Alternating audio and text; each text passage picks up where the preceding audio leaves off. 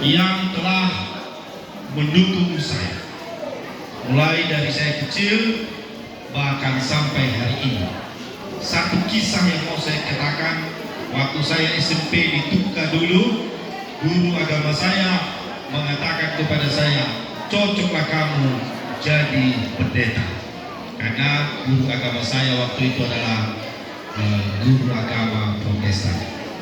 Waktu saya ditabiskan tahun 2000, saya undang beliau dan dia sudah tidak bisa datang karena sudah tua.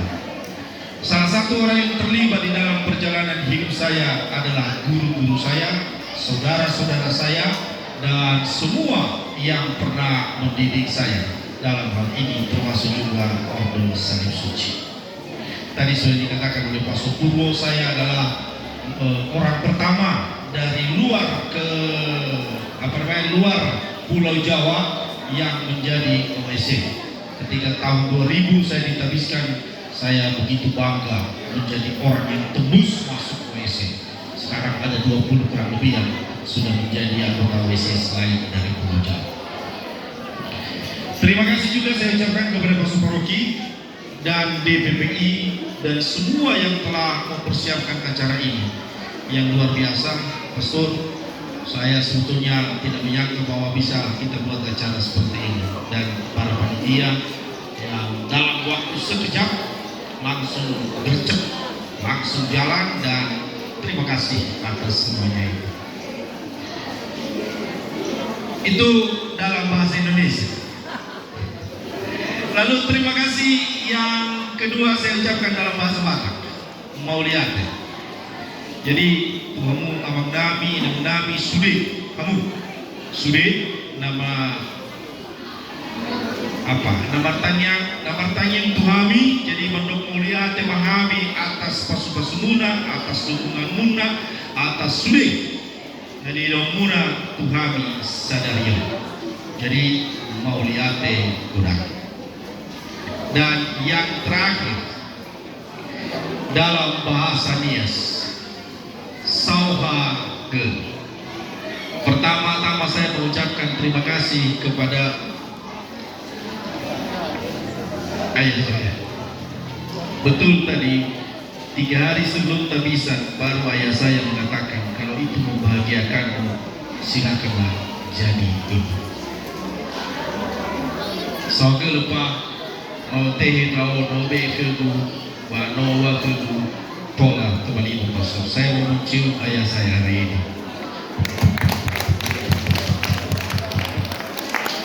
Sagale.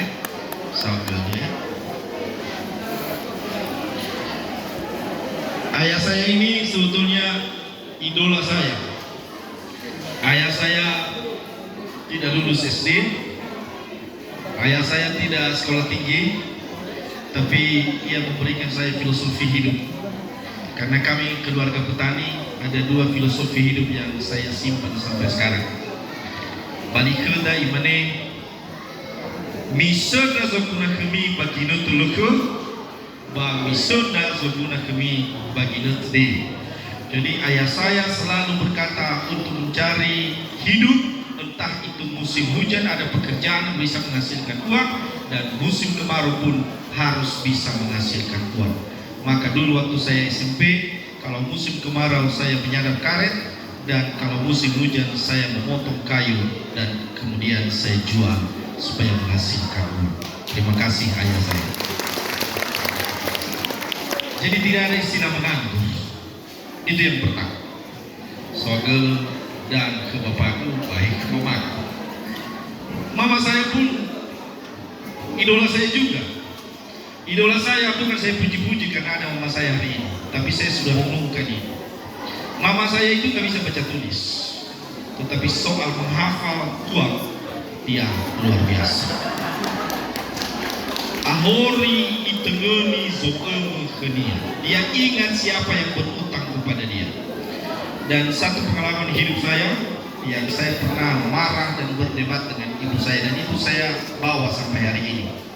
Ibu saya ini kalau ada tamu selalu memasakkan makanan, dan pernah dalam hidup keluarga kami belum makan, tetapi tamu sudah makan dan diberi nasi, sementara kami sendiri belum makan. Lalu saya protes sebagai anak, kenapa diberi ketam? Hana wafuna labe kedome, boleh semangat raga naik.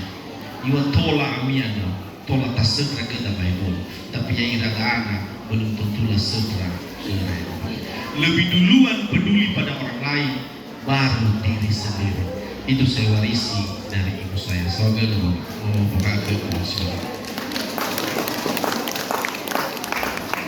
dalam kesempatan ini kami 6 bersaudara. Tadi tulang saya atau paman saya sudah mengatakan mestinya saya menikah.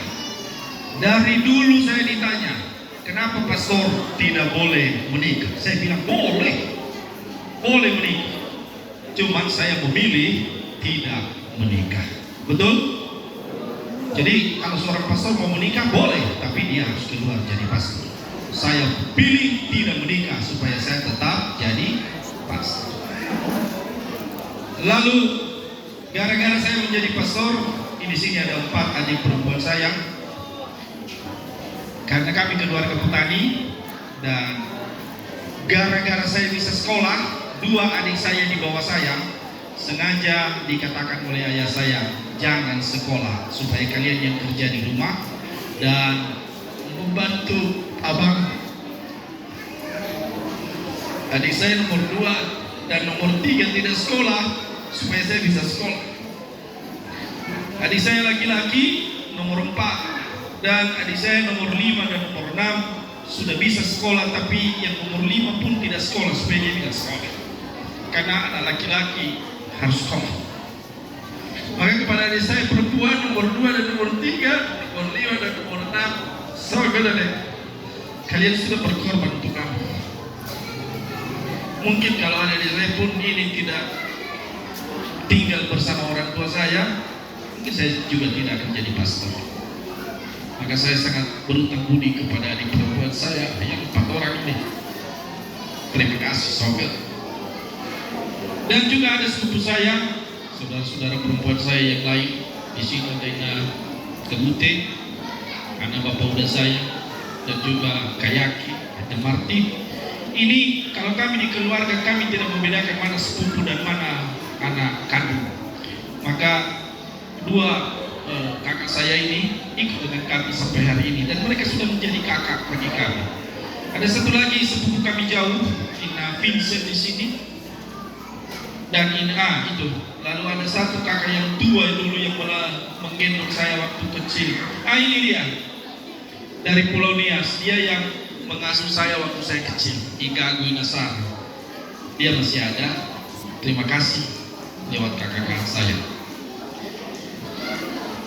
Itu yang pertama. Bicara baik-baik ya. Tapi dari hati saya yang paling dalam saya mengatakan kepada saudara-saudari saya, walaupun laki-laki maupun perempuan, terima kasih. Lalu ibu saya itu 3 bersaudara. Tulang saya yang pertama sudah almarhum, dan di sini ada tulang anak-anak tulang saya. Lalu tulang saya yang terakhir atau Sibayaku Syaki masih saudara. Kami yakin sekali di keluarga kami ini, kalau golongan paman atau hula-hula kami mendoakan kami dan ACC Latif Gaidani, bahkan sampai hari ini saya masih percaya itu. Saya minta paman saya ini beberapa kali, termasuk sama Ayu, walaupun dari segi usia saya lebih tua dari dia, tapi dalam posisi itu saya selalu minta berkat. Kami yakin hidup kami ini menjadi baik pada hari ini karena berkat dari tulang kami ini atau setengah bermane. Semoga bayang ini Fibia, tapi bila bukan setelah itu. Sebetulnya saya mau mengucapkan terima kasih sebetulnya secara khusus kepada nenek saya yang sudah almarhum beberapa tahun lalu. Karena nenek saya itu saya lihat figur yang hebat. Dia tidak banyak ngomong, dia tidak banyak bicara, tetapi dia peduli pada saya.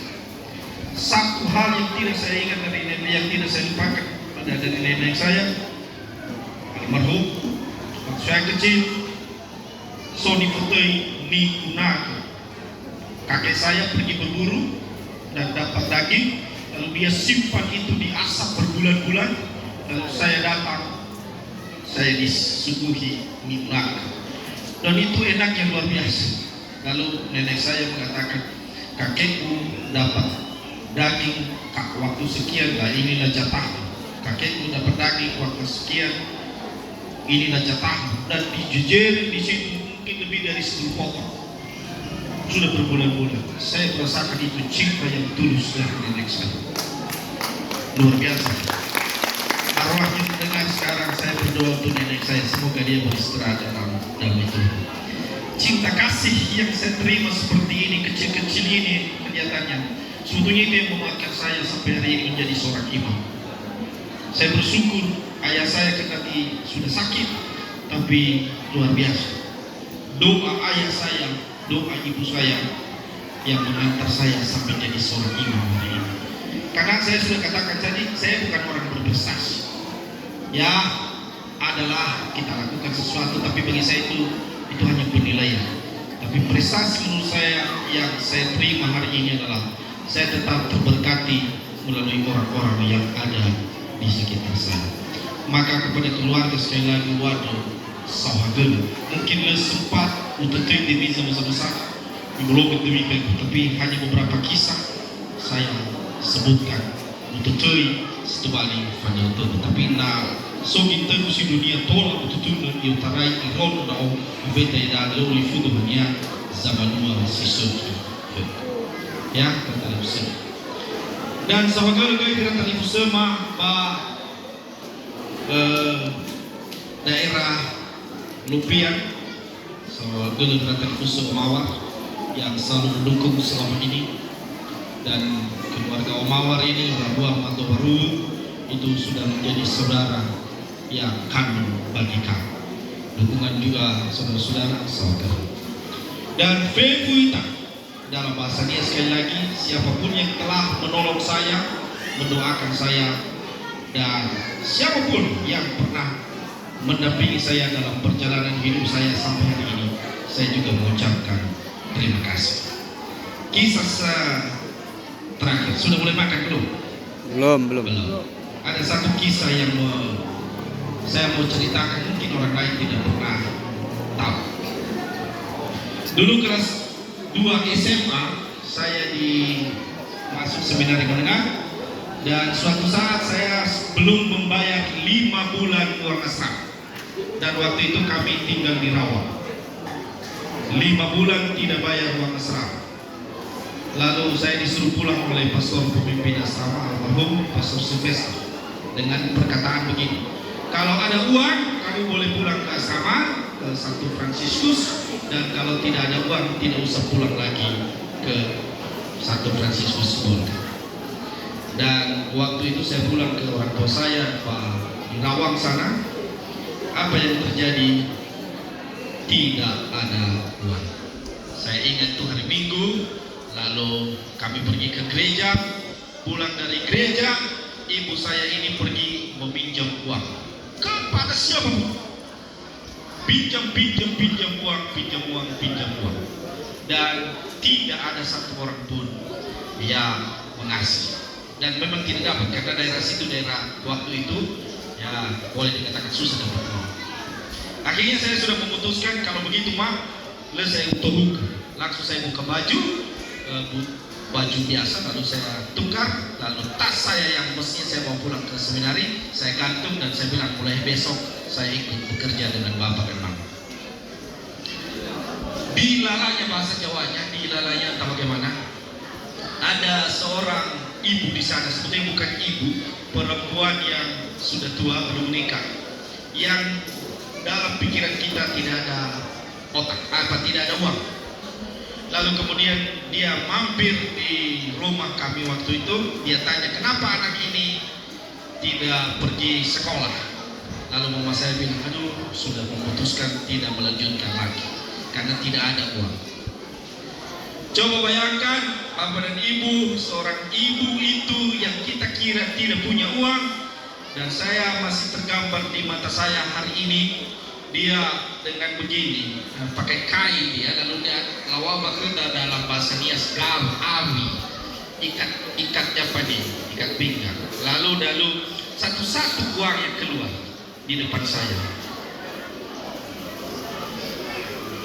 sampai hampir jatuh roknya. Dan saya masih ingat angkanya itu 50.000. Dan uang 50.000 itulah yang menyelamatkan panggilan saya hingga saat ini. Saya mau mengatakan apa? Saya merasa terberkati lewat orang yang tidak saya kenal, termasuk ibu itu. Itu hanya satu orang. Masih ada ratusan, masih ada ribuan orang lain yang seperti itu, yang selalu menemani perjalanan saya. Dan saya yakini itu adalah cara Tuhan menolong saya. Terima kasih. Mauli ate sauhaka. Yo, oras, maju-maju.